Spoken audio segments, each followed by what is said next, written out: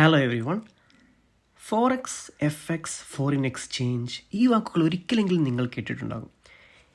എങ്ങനെയാണ് forex market പ്രവർത്തിക്കുന്നത് എന്നതിനെക്കുറിച്ചാണ് ഞാൻ ഇവിടെ എക്സ്പ്ലെയിൻ ചെയ്യാൻ പോകുന്നത്.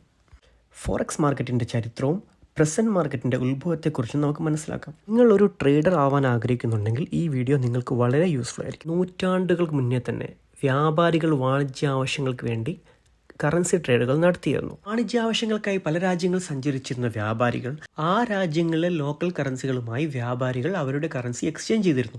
എന്നാൽ ഈ മണി എക്സ്ചേഞ്ചുകൾ കൺട്രോൾ ചെയ്യാനോ റെഗുലേറ്റ് ചെയ്യാനോ ഒരു അതോറിറ്റിയും ആ സമയത്ത് നിലവിലില്ലായിരുന്നു.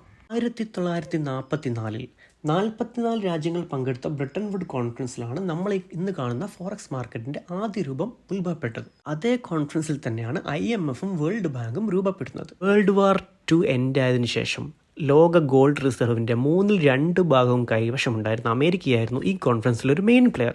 Britain Wood conference gold backed $US എന്ന ആശയം അംഗീകരിക്കുകയും അമേരിക്ക $US എക്സ്ചേഞ്ചായി ഗോൾഡ് എന്ന ധാരണയിൽ സൈൻ ചെയ്യുകയും ചെയ്തു. ബ്രിട്ടൻ വുഡ് കോൺഫറൻസിൽ ഒരു ഔൺസ് ഗോൾഡിന് $35 എന്ന എക്സ്ചേഞ്ച് റേറ്റ് തീരുമാനിക്കുന്നു.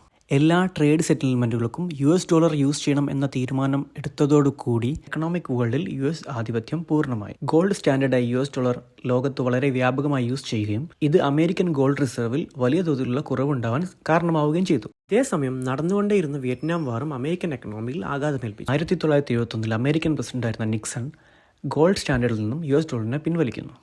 ഇതോടുകൂടി 1944 സ്ഥാപകമായ സാമ്പത്തിക ഘടന തകരുകയും currencies float against each other എന്ന ഇന്നത്തെ കൺസെപ്റ്റിലേക്ക് നയിക്കുകയും ചെയ്തു. ഇതാണ് നമ്മൾ ഇന്ന് കാണുന്ന മോഡേൺ ഫോറക്സ് മാർക്കറ്റ്. എന്താണ് forex market? Forex market is a market where currencies are traded each other 24 hours a day, 5 days a week. Forex മാർക്കറ്റാണ് വേൾഡിലെ ഏറ്റവും വലിയ ഫിനാൻഷ്യൽ മാർക്കറ്റ്. ഡെയിലി $7.5 trillion ആണ് approximate transaction, which is more than the GDP of many countries like Britain, France. Forex മാർക്കറ്റിൽ കറൻസികൾ പെയറായിട്ടാണ് trade ചെയ്യപ്പെടുന്നത്. For example euro against $US.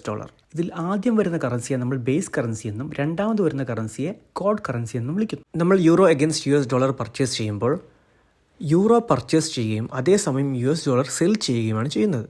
Base currency code കറൻസിക്കെതിരെ strength ആവുന്നോ ഇല്ലെങ്കിൽ week ആവുന്നോ എന്നതിനെ depend ചെയ്തായിരിക്കും നിങ്ങളുടെ profit or loss. ചെറിയ ഒരു ശതമാനം വരുന്ന റീറ്റെയിൽ ട്രേഡേഴ്സിനെ മാറ്റി നിർത്തിയാൽ ആരാണ് ഫോറക്സ് മാർക്കറ്റിലെ മേജർ പ്ലേയേഴ്സ് എന്ന് നോക്കാം. Large banks, financial institutions, businesses and central banks ഇവരൊക്കെയാണ് ഫോറക്സ് മാർക്കറ്റിലെ മേജർ പ്ലേയേഴ്സ്. ഫോറക്സ് മാർക്കറ്റ് എന്ന് പറഞ്ഞാൽ ഒരു സിംഗിൾ ഫിസിക്കൽ പ്ലേസ് അല്ല. Sydney, Tokyo, Frankfurt, London, New York അങ്ങനെ പല ഫിനാൻഷ്യൽ സെൻറ്ററുകളെയും കണക്ട് ചെയ്യുന്ന വലിയൊരു നെറ്റ്വർക്കാണിത്. ഇങ്ങനെ ഒരു വലിയ നെറ്റ്വർക്ക് ആയതുകൊണ്ട് തന്നെ ലോകത്തിൻ്റെ ഏതൊരു കോണിൽ വെച്ചും ഓൾമോസ്റ്റ് ഏതൊരു ടൈമിലും ഒരു ട്രേഡ് എക്സിക്യൂട്ട് ചെയ്യാൻ സാധിക്കുന്നതാണ്.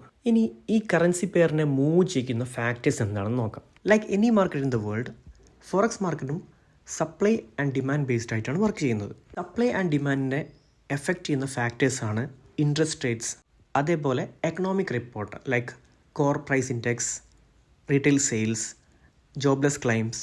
അടുത്തതായി ആ രാജ്യങ്ങളിലെ സെൻട്രൽ ബാങ്കുകളുടെ പോളിസീസ്. മറ്റൊന്നാണ് ആ രാജ്യങ്ങളിൽ നടക്കുന്ന പൊളിറ്റിക്കൽ ഇവൻറ്റ്സ് ഓർ വാർസ്. ഇതാണ് ഫോറക്സ് മാർക്കറ്റിനെ കുറിച്ചുള്ള ഒരു ബേസിക് ഇൻഫർമേഷൻ. നിങ്ങൾക്ക് ഫോറക്സ് മാർക്കറ്റിനെ കുറിച്ച് കൂടുതൽ അറിയാൻ താല്പര്യമുണ്ടോ? ഫോറക്സ് മാർക്കറ്റിനെ കുറിച്ചുള്ള കൂടുതൽ എഡ്യൂക്കേഷൻ വീഡിയോകൾക്കും കൂടാതെ ട്രേഡ് അനാലിസിസുകൾക്കുമായി ഈ ചാനൽ സബ്സ്ക്രൈബ് ചെയ്യുക.